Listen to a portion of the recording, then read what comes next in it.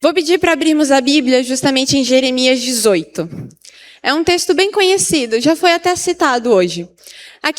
Nesse texto, vai justamente falando um pouquinho sobre o profeta que foi na casa do oleiro. E quando eu comecei a mexer com argila e eu me deparei com esse texto, eu fui justamente me perguntando por que Deus fez essa comparação? O que será que ele quer ensinar quando diz para o profeta que gostaria de realizar isso em Israel? Então a gente vai ler a partir do verso 1, que diz o seguinte: Esta é a palavra que veio a Jeremias, da parte do Senhor. Vá à casa do oleiro, e ali você ouvirá a minha mensagem.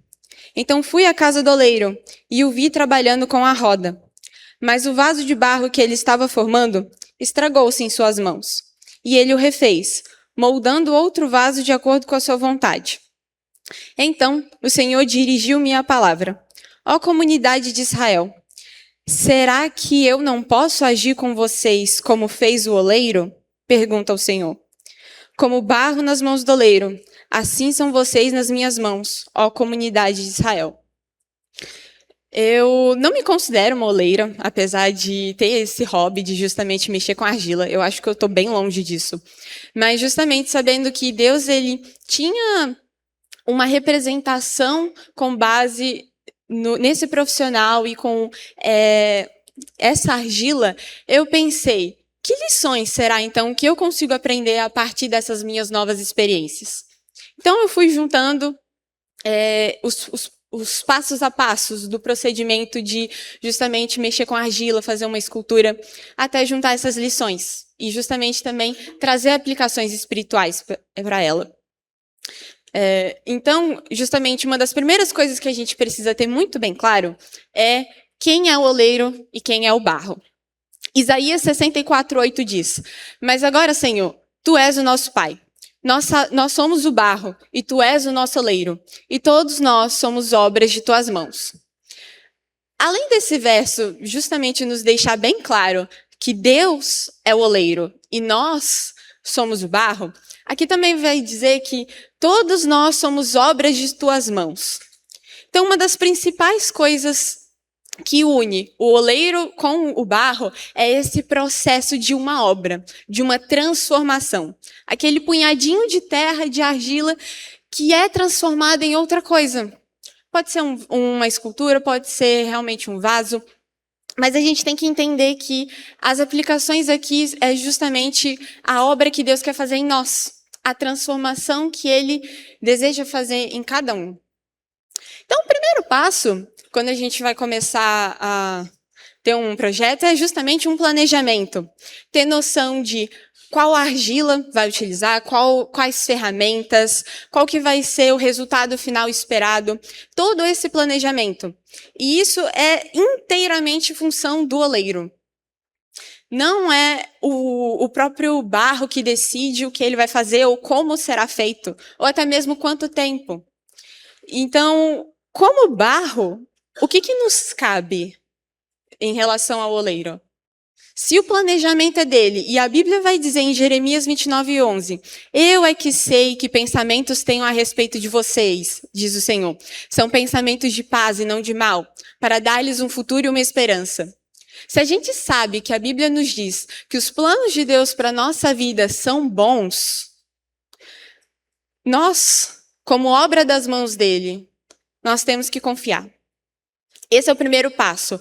Da mesma forma que o oleiro ele tem que fazer esse planejamento, o barro ele tem que confiar naquilo que foi planejado. Provérbios 3:5. Confie no Senhor de todo o seu coração e não apoie no seu próprio entendimento. Esse é o primeiro passo. Depois vem ambiente limpo. E vou pedir para já irmos abrindo também nesse texto de Filipenses. E essa parte de ambiente limpo foi algo que eu demorei um pouquinho para entender ao longo das minhas experiências mexendo com argila. Justamente porque o local em que eu mexia era uma bancada aberta, então passava vento, poeira, alguns insetos. E eu, no início, eu não me atentava a essa questão de eu tenho que limpar o ambiente antes de mexer com a minha argila. E eu fui percebendo justamente que, com o passar do tempo, aquela argila estava difícil de moldar, porque ela estava ficando suja por conta do ambiente em que ela estava. E olha, o que é moldado é o barro. Barro pode ser pó, mas é um pó específico. E sujeira não é moldado. A sujeira, ela não faz parte do barro. Ela não vai fazer parte justamente desse produto final que é intencionado. Então, na nossa vida, a gente também precisa ter noção de que, para Deus fazer essa obra, nós precisamos estar em um ambiente limpo, um ambiente apropriado para essa transformação acontecer. E Filipenses vai estar dizendo isso. A partir do verso 17 ao 21 do capítulo 3, diz o seguinte: Irmãos, sejam unidos no meu exemplo e observem os que vivem de acordo com o padrão que apresentamos a vocês. Pois, como já disse repetidas vezes, e agora repito com lágrimas, há muitos que vivem como inimigos da cruz de Cristo. O destino deles é a perdição, e o seu Deus é o estômago. E eles têm orgulho do que é vergonhoso. Só pensam nas coisas terrenas. A nossa cidadania, porém, está nos céus, de onde esperamos ansiosamente o Salvador, o Senhor Jesus Cristo, pelo poder que o capacita a colocar todas as coisas debaixo de seu domínio. Ele transformará os nossos corpos humilhados, tornando-os semelhante ao seu corpo glorioso. E já aproveitando e lendo o verso 1 do capítulo 4. Portanto, meus irmãos, a quem amo e de quem tenho saudade, vocês que são minha alegria e minha coroa, permaneçam assim firmes no Senhor. Um ambiente limpo é importante para não contaminar o barro que vai ser moldado. E nós também precisamos com que aquilo que está ao nosso redor seja coerente com essa transformação. Num sentido que nós somos pessoas, somos seres influenciáveis, nos relacionamos, e a gente precisa ter muito cuidado com as pessoas que estão ao nosso redor. As pessoas ao nosso redor, num sentido que intimamente estamos ligados. Precisamos cuidar daquilo que a gente vê, daquilo que a gente fala, daquilo que a gente escuta. Tudo isso precisa ser filtrado, porque cada uma dessas coisas vai exercer uma influência. E da mesma forma, a Bíblia já diz o que devemos buscar. No verso 8 e verso 9 diz: Finalmente, irmãos, tudo que for verdadeiro, tudo que for nobre, tudo que for correto, tudo que for puro, tudo que for amável, tudo que for de boa fama. Se houver algo de excelente ou digno de louvor, pensem nessas coisas. Ponham em prática tudo que vocês aprenderam, receberam, ouviram e viram de mim. E o Deus da paz estará com vocês. Então a gente precisa cuidar com o que está ao nosso redor. Depois vem a água. A única forma de realmente uma argila poder ser moldada é por meio da água. Sem água, não tem como fazer essa transformação. E, como muitos já conhecem, Cristo é comparado com a água viva.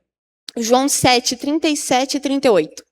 No último e mais importante dia da festa, Jesus levantou-se e disse em alta voz: Se alguém tem sede, venha a mim e beba.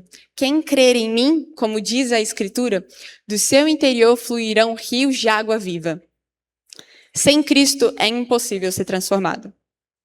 Sem uma busca diária da palavra, sem separar momentos de oração, sem a comunhão, não tem como esperar que sejamos transformados por Deus. Quanto mais água, mais fácil vai ser de modelar uma argila e um barro. Quanto mais a gente se dispõe de receber Cristo, mais fácil vai ser justamente a moldagem, mais fácil vai ser a transformação. Então, tendo isso, o próximo passo vai ser misturar a argila. A argila é um conjunto que a gente pretende utilizar todo, né, para poder fazer um vaso, por exemplo. Então, todo aquele conjunto, todo aquele barro precisa estar na mesma consistência. E justamente esse processo é feito por meio de misturar a argila. E, novamente, gostaria de pontuar que é uma ação, uma responsabilidade do oleiro. A gente precisa entender o que cabe a Deus e o que cabe a nós fazer. Qual que é o papel de cada um? Então, se o papel do oleiro é misturar argila, qual que é o papel do barro? E principalmente, qual que é o nosso papel perante a transformação de Deus? Ezequiel 3:4-7. Depois ele me disse: Filho do homem, vá agora à nação de Israel e diga-lhes as minhas palavras. Você não está sendo enviado a um povo de fala obscura e de língua difícil, mas à nação de Israel. Não irá a muitos povos de fala obscura e língua difícil, cujas palavras você não conseguiria entender. Certamente, se eu enviasse, eles o ouviriam. Mas a nação de Israel não vai querer ouvi-lo, porque não quer me ouvir, pois toda a nação de Israel está endurecida e obstinada. Nós precisamos permitir que Deus atue em nós. E isso é diferente de confiar. Pode ser que a gente realmente confie que a palavra de Deus é correta. Pode ser realmente que a gente confie de que Ele tem bons planos. Mas confiar e permitir é diferente. Permitir Deus atuar, ouvir as repreensões dele e aceitar que é pra gente. Aceitar que a gente precisa aplicar. E isso é a questão de ir misturando, é a questão de nós permitirmos Deus atuar e não endurecer o coração perante a sua palavra. Depois de misturar, já dá para começar, justamente a fazer a moldagem daquele barro. E pode ser que, em alguns momentos, possa acontecer algum deslize ou algum rasgo. E aconteceu comigo nas minhas aventuras com a argila. Certa vez eu estava fazendo um barquinho. E eu não sei muito bem de barcos, mas a proa, eu imagino que é esse o termo correto, teve um pedacinho que ela se rasgou. E no momento em que eu vi aquele rasgo, me veio à mente a passagem primeira que a gente leu de Jeremias, de que o oleiro teve que recomeçar aquele projeto. E eu pensei, será que é realmente necessário recomeçar? E aí eu, com o meu pouco conhecimento, minha pouca experiência, tentei dar lá o meu jeitinho para fazer com que eu não precisasse começar de novo. Tentei consertar aquele rasgo e continuei a moldar o meu barquinho. Mas a partir do momento em que eu ia continuando, aquele rasguinho voltava. E voltava pior. Voltava cada vez maior. E eu, de novo, tentava consertá-lo. E ele, de novo, voltava a rasgar. Chegou num ponto em que eu estava com metade de um barquinho na mão e a outra mão segurando a outra metade. Então, aprendendo nas experiências ao invés de ouvir o conselho sábio, de que quando rasga é necessário recomeçar. E a gente pode até pensar, trazendo agora para a nossa vida espiritual, né? Quando será que vai ser necessário recomeçar? Às vezes um rasgo na nossa vida pode ser alguns erros, pode ser algumas circunstâncias. E pode ser que a gente tenha ido muito bem até aquele momento. Pode ser que a transformação de Deus tenha te levado a lugares que você nem imaginava que era possível. E pensar em voltar, pensar em recomeçar, às vezes parece muito doloroso para nós. Às vezes a gente pensa que a gente consegue dar ali um jeitinho, não vai precisar recomeçar. Poxa, eu fui tão longe. Mas a verdade é que se aquela obra de argila, de barro, continuasse com aquela fragilidade, ela não ia aguentar as próximas fases. Ela ia justamente ser frágil, poderia se rasgar. Não só no processo de modelagem, mas nas próximas etapas. Então, da mesma forma, quando a gente precisa recomeçar, a gente precisa realmente desapegar com o progresso que a gente teve. Isaías 43, 18 e 19. Não fiquem lembrando das coisas passadas, nem pensem nas antigas coisas. Eis que faço uma coisa nova. Agora mesmo ela está saindo à luz. Será que vocês não o percebem? Eis que porei um caminho no deserto e rios nos lugares áridos. A coisa mais maravilhosa de recomeçar ao lado de Deus é que Ele não vai simplesmente fazer de qualquer jeito, apesar de ser uma segunda vez. Ele teve um plano muito bom, mas eu falhei, mas será que Ele vai continuar com esse plano que é perfeito, esse plano que é de paz, como diz a própria Bíblia? E a verdade é que sim, Ele vai. ele vai fazer algo melhor ainda. E Isaías está justamente nos dizendo isso. Eis que porém um caminho do deserto e rios nos lugares áridos. O deserto é justamente um lugar bem característico por não ter água. E Deus está falando que vai pôr um rio nos lugares áridos. Isso é algo extraordinário, isso é um milagre. Então, o fato de recomeçar, apesar de poder ser doloroso ter que abandonar todo esse progresso, não significa de que o final não vai ser tão maravilhoso quanto, de que Deus não vai realizar tantos milagres quanto. Então, por mais que possa parecer doloroso também recomeçar, é muito necessário. E mais do que necessário, também vai ser tão maravilhoso quanto. E, justamente, continuando nesse processo de modelagem, de lidar com a argila, eu fui percebendo que nem sempre a quantidade total de argila que eu tinha no início vai ser a mesma do final. Eu, como estava falando, né, ainda inexperiente nessa área, eu estava uma vez praticando várias e várias vezes com a mesma quantidade de argila. Então, por exemplo, eu montava uma casinha, destruía a casinha, ia tentar montar uma flor, destruía a flor, ia tentar montar um barco. Então, eu estava fazendo isso justamente para treinar a minha habilidade de modelagem.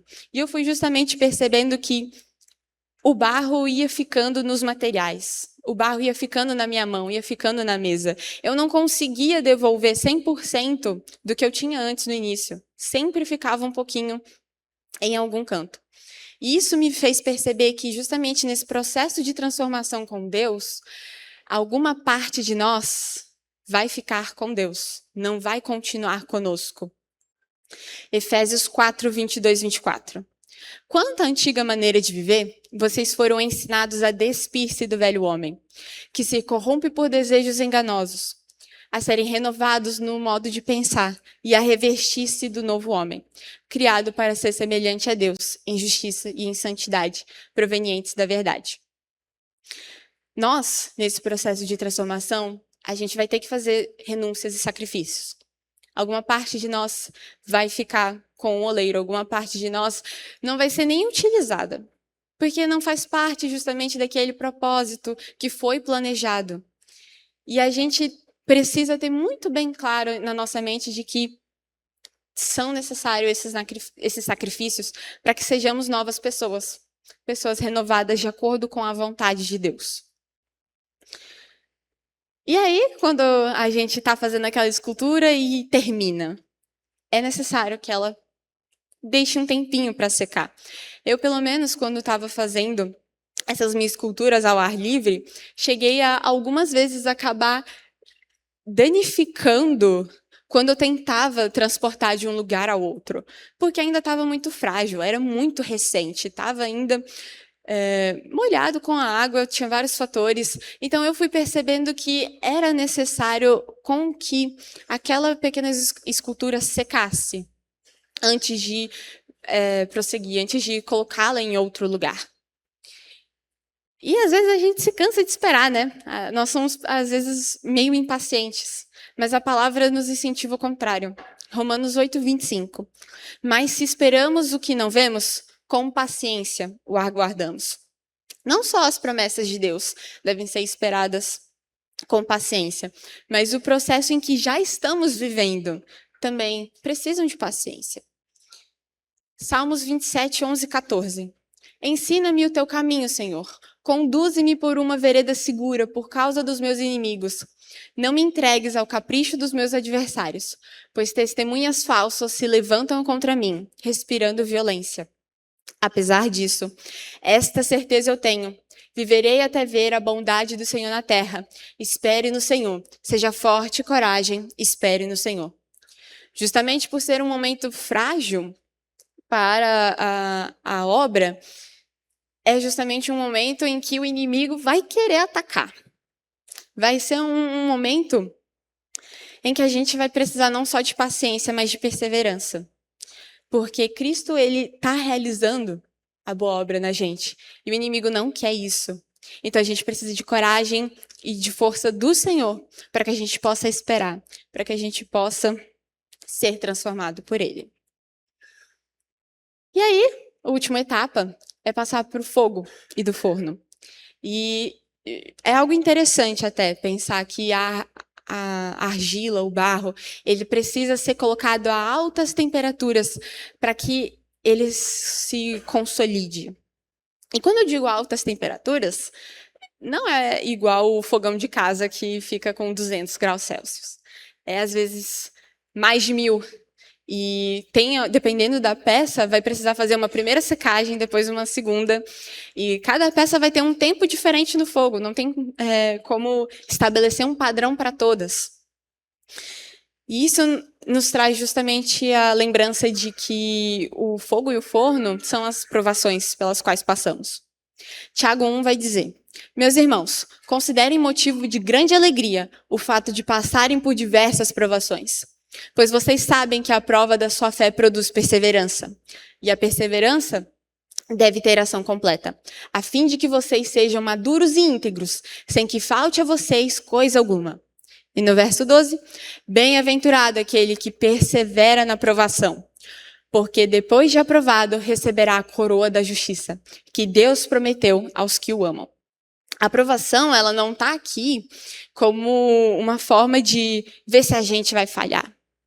É até interessante, quando a gente olha na Bíblia, o significado da palavra provação.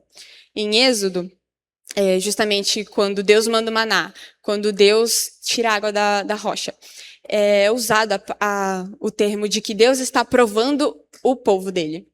E essa palavra provar, no hebraico, transmite muito uma ideia de treino. E isso faz completamente sentido. Então, voltando para essa ideia do próprio maná. Acontecia de cair durante 6 dias, menos em um, que era o sábado. Por quê? Porque a lei de Deus dizia para guardar o sábado. Então, na sexta-feira, eles tinham que colher o dobro.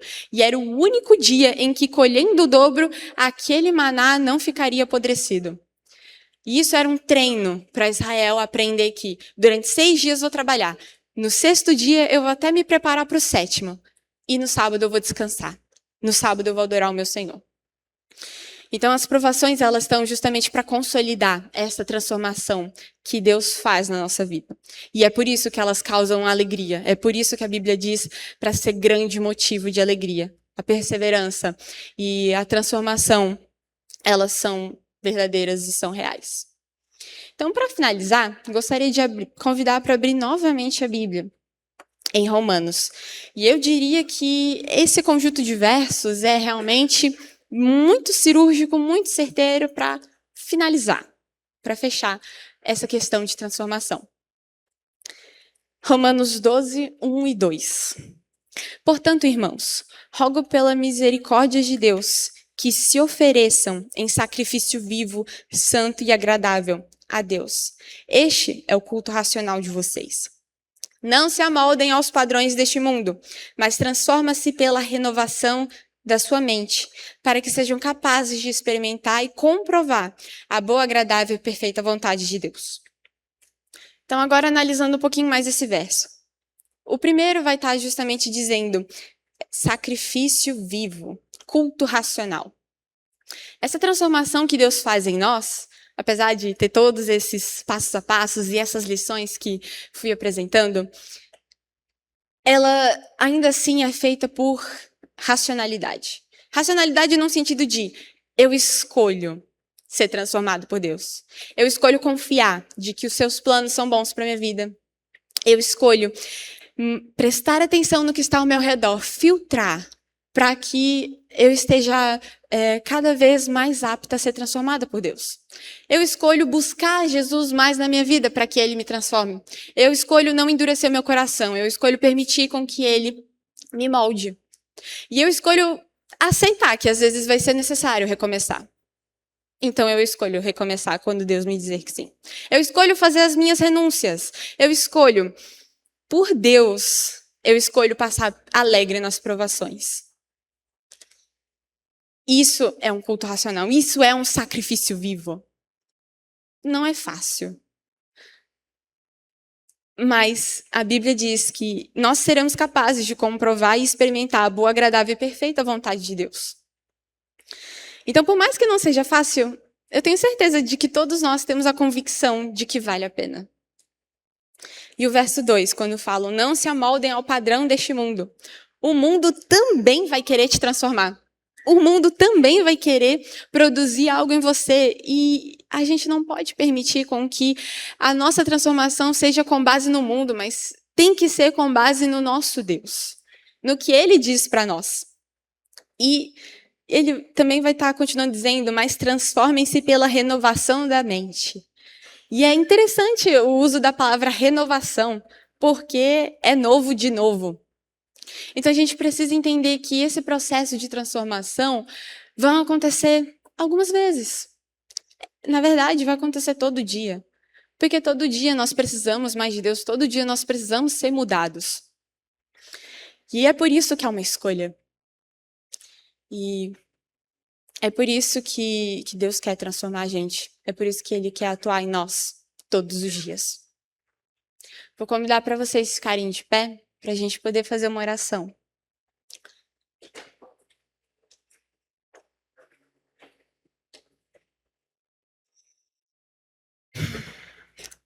Santo Deus, como somos gratos por poder sermos transformados por Ti. Um dia lá no Éden o Senhor criou o homem à sua imagem e semelhança, mas o pecado corrompeu isso. E graças a Jesus Cristo, que nós hoje temos a oportunidade de poder sermos moldados à sua imagem e semelhança. Então nós pedimos o seu Santo Espírito para nos ajudar nesse processo, para que nós possamos fazer e cumprir a sua vontade. Que nós possamos colaborar, que nós possamos nos render. Então, por favor, Deus, habita em nosso coração e completa a tua boa obra. Porque você disse, lá em Filipenses 1:6, que vai completar a boa obra que já começou em cada um de nós. Oramos no nome de Jesus Cristo. Amém.